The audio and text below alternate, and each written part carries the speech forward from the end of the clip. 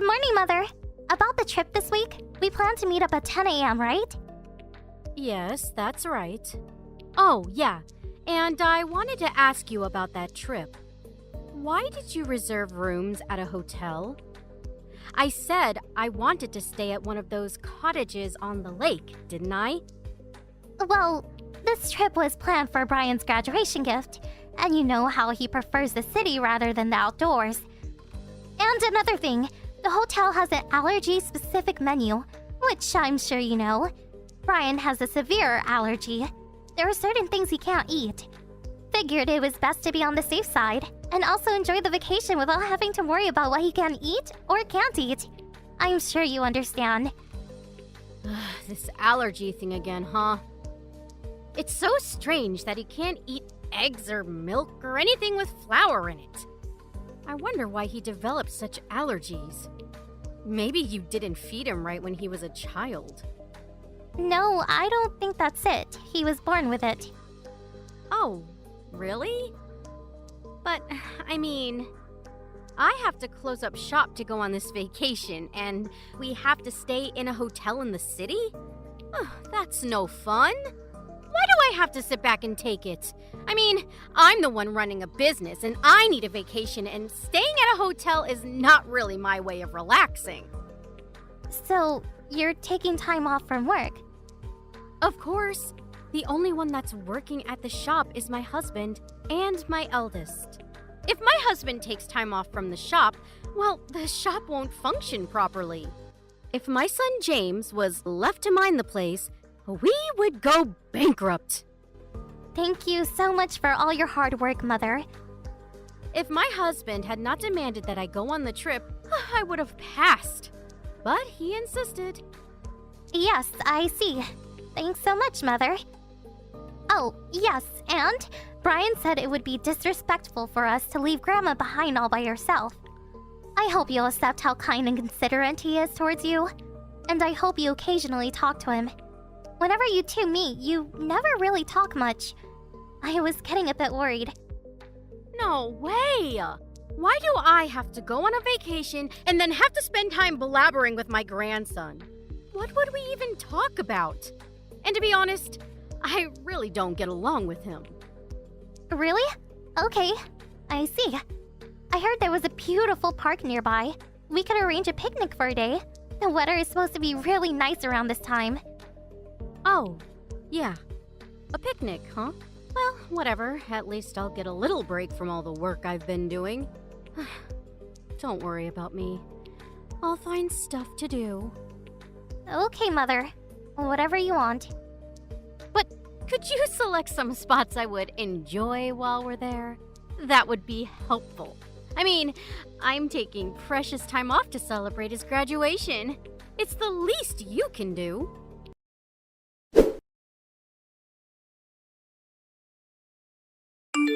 Hello? Mother? I'm really sorry. Brian was just hospitalized. Could you return home without us? Huh? I thought we were all going back together. I haven't even made plane reservations. I'm sorry, but I can't leave Brian's side at the moment. Please, this is an emergency. Okay. Why did I even consent to this trip? What a total waste. I'm really sorry about this. My husband keeps asking me, so why was he hospitalized? What was the cause? Well, it's obvious. It was an allergic reaction. I guess there was an ingredient in his meal which he was allergic to. I should have known. It was all my fault. I checked with the hotel staff and they were adamant that there was nothing he was allergic to was included. I really don't know what really caused the reaction. I mean, there are sure it wasn't the meal. Oh, really? He had an allergic reaction at the hotel? I should have seen this coming. He should have been more careful. Huh? What do you mean by that? Well, he just graduated from high school, right? He should be able to handle himself. He's a grown man now. He can't be relying on his mother forever. I spread some powdered eggs before it was served. You what? Are you serious? Is this kind of joke? Are you serious? Saying you put powdered egg?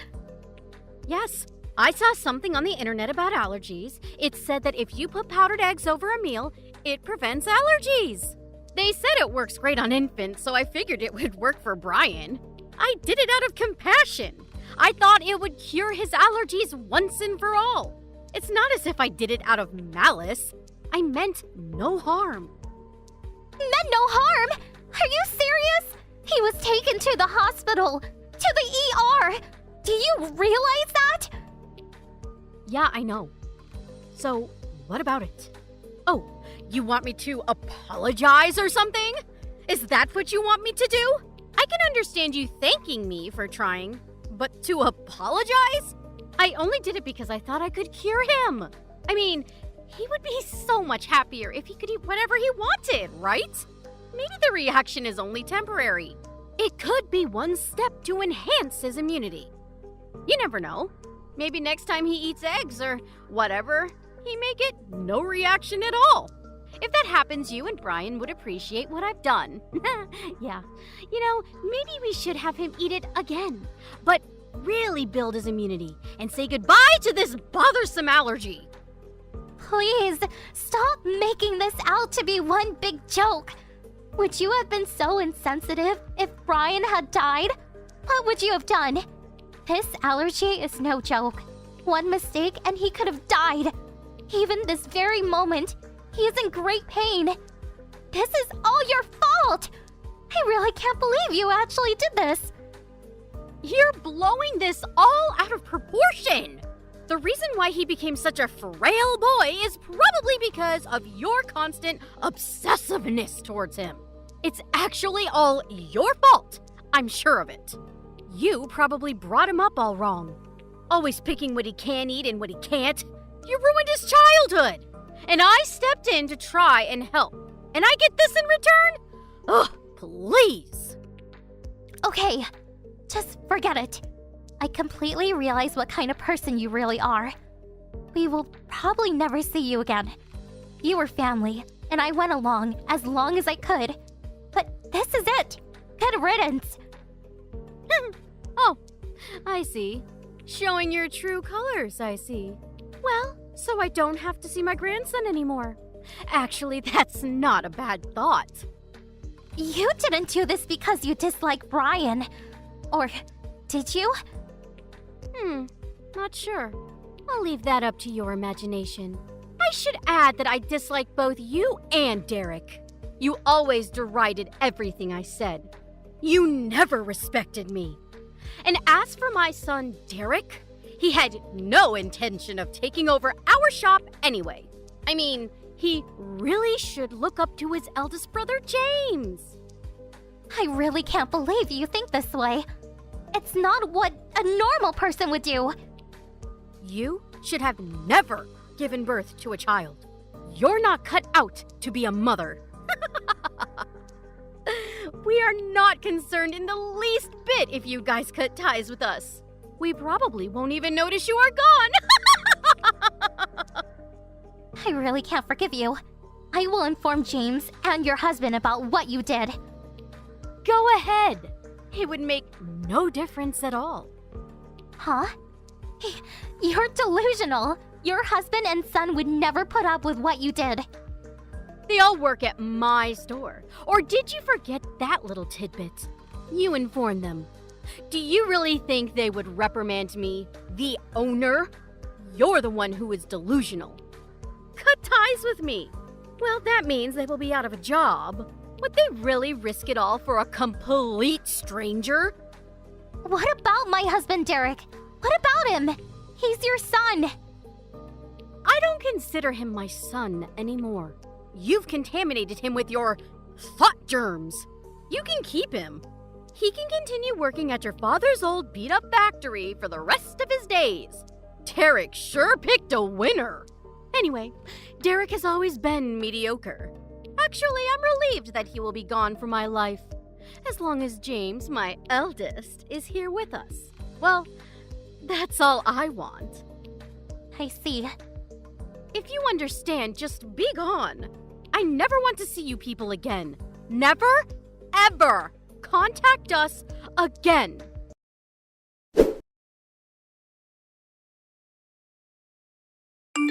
Melanie!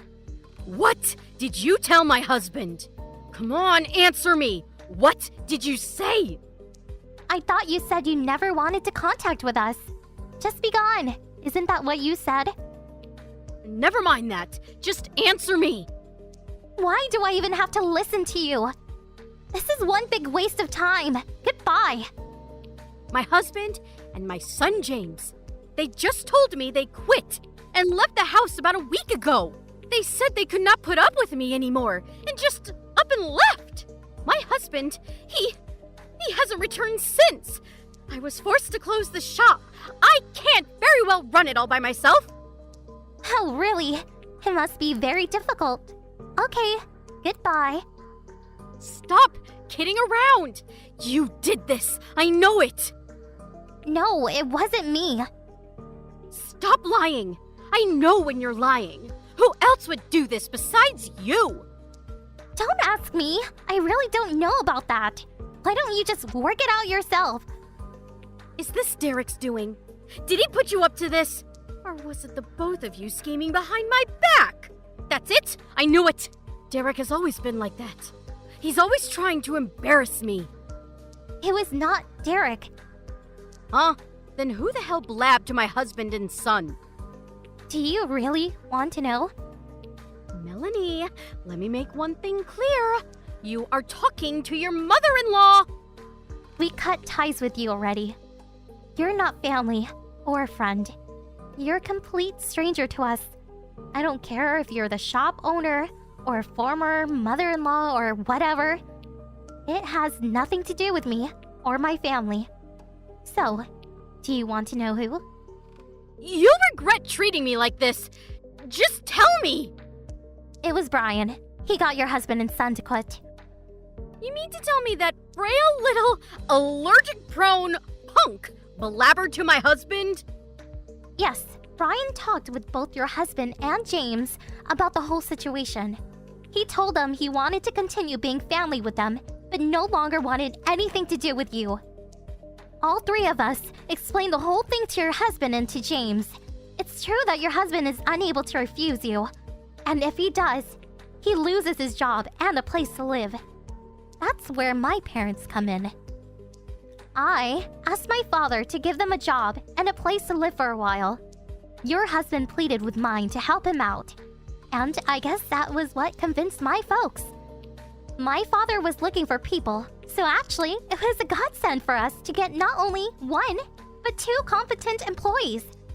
Oh, yeah, for your information, they have already moved into our dormitory facility. No way! You're making all this up. That can't be right!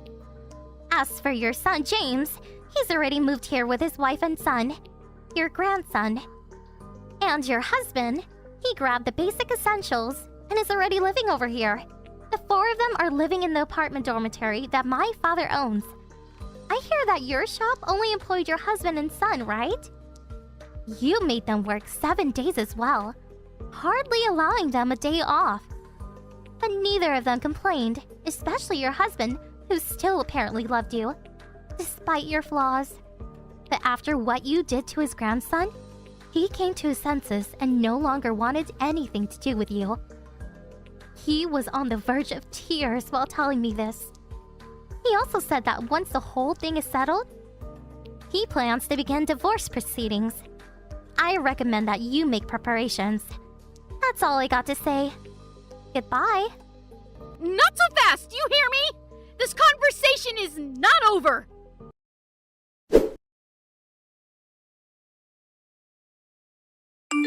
Oh, hello, Melanie. I was just contacting you because I want to give Brian a gift to commemorate his high school graduation. I was wondering if there was anything in particular that Brian wanted. What does he like? Huh? Is this your mother? I thought I blocked you and deleted all your contact information. Must be some kind of mistake. Goodbye. Hold on a second. Huh? What do you want? Come on. Don't be that way. Let's talk this over. I mean, we're a family, aren't we? We've been a family for the last 18 years. That's got to mean something, right? What family? Are you serious? How many times have you thrown out my cooking, saying it was crap, saying I always buy takeout food, or taking our vacuum cleaner without permission, stuff like that? Oh, yeah, and about that little thing about jeopardizing my son's life? Good, wholesome family stuff like that? Well, I thought I was just acting normally, but I regret it all. I'm really sorry for acting that way for so many years. I really regret that thing about the powdered eggs. I truly thought it would help. Ever since then, I looked back on what I did and feel absolute regret. I sincerely apologize for it all. Are you saying all this because your husband is demanding a divorce? Well, I guess that is part of it. So, that's what this is all about, huh? Well, yeah. You know, I just wanted to... Please stop. You don't have to get all worked up over it. I have a suggestion. What do you say we all take another vacation? All together, as a family. Including Brian. I really want to fix this and just be a happy family again. You are totally delusional. Are you kidding me? You used to invite me on these trips all the time. Come on. Think about all the good times we had. We can do it again. About that last trip, I really didn't even want to invite you. But how could I just invite Grandpa and not you, right? So I had no choice but to ask you to come along. But it turned out to be a nightmare for us and for Brian. Please, I beg you. At least accept my apologies. Maybe then Grandpa will change his mind about divorcing me. I knew it was all about yourself. You contacted me to get to Grandpa to change his mind. This sincerity shtick is not going to cut it. The world's worst mother-in-law to the very end. Very fitting if you ask me.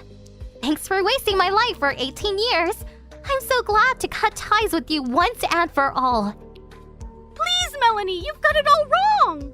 James left saying he never wanted to see me again. I can't get in touch with him. If my husband leaves, I will lose everything. The shop is as good as gone. This shop was handed down from my mother and father. They protected this place for a generation. I'm sure you understand. Please help me out. Please, Melanie. I'll do anything you say. So please. Wow, am I imagining things? I've never heard you beg and cry for forgiveness. Actually, I'm shocked. I never thought you had it in you.